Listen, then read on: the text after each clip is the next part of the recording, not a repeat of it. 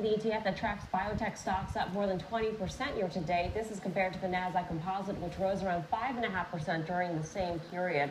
One of the world's leading cancer geneticists says it's possible for a cure for cancer, but that will be found within the next 10 years, thanks to the promise of new technology from Juno Therapeutics, which he claims literally melts away tumors. Dr. Gary Gilliland is president at Seattle's Fred Hutch Cancer Research, which launched Juno back in 2013 in partnership with Memorial Sloan Kettering and Seattle's Children's Hospitals. Dr. Gilliland, welcome to Power Lunch. Great to have you with us. Thank you, Melissa. Very happy to be here. This new technology is CAR T, and that has not gone unnoticed by a lot of biotech investors who are so hot and heavy on this. Can you explain what CAR T is? Well, yes. I mean, we're so excited about the potential for immunotherapy to develop new treatments for cancer and potentially to cure cancers.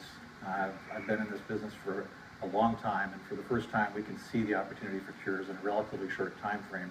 The so-called CAR T cells, or chimeric antigen receptor T cells, are cells that we genetically engineer. We program them to seek and destroy cancer cells.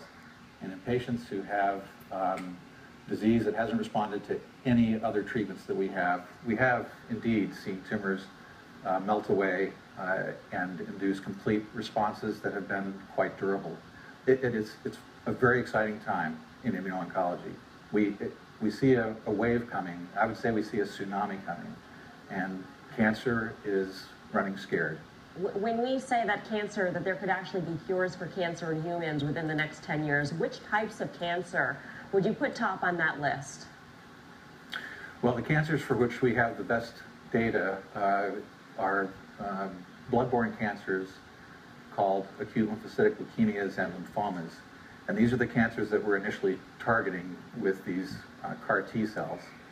And that's where we've seen promising responses, 91% responses in pediatric acute lymphoblastic leukemia in children that had no other treatments available for them.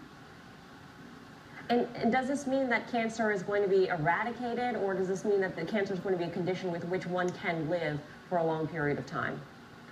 Well, that's a terrific point, Melissa, and the goal is to eradicate the cancer. It's not to convert cancer into a chronic disease, but to truly eradicate it. One important point about CAR T cells is that in many instances, a single infusion of these genetically engineered T cells that are derived from the patient's own immune system has been able to induce complete responses and may well induce cures. We're not looking to treat cancers at the Hutch, we're looking to cure cancers.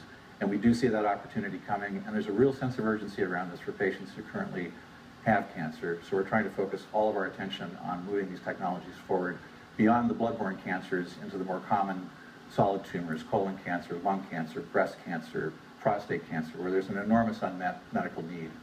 Repeat for me quickly how soon some of these medicines might be coming to market?